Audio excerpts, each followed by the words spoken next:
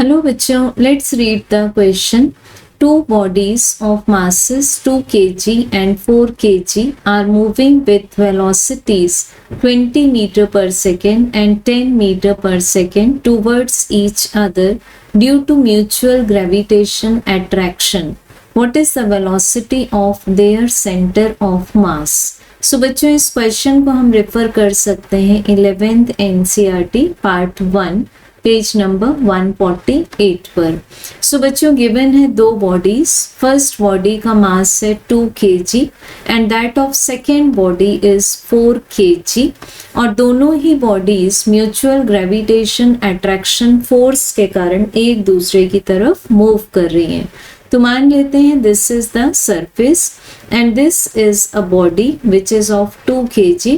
This is another body of 4 kg.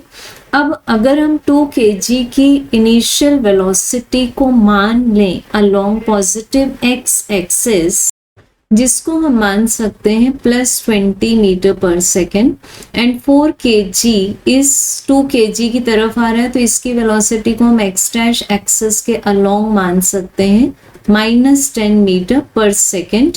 अब हमें find करनी है the velocity of centre of mass. So बच्चों इसका एक्सप्रेशन होगा m1v1 वेक्टर फॉर्म में plus m2v2 divided by the total of their masses.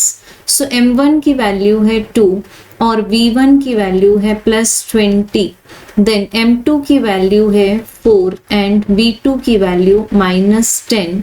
This is divided by 2 + 4 in kg।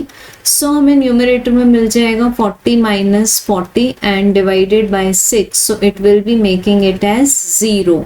So correct answer for the velocity of their center of mass is option 4, 0. Thank you.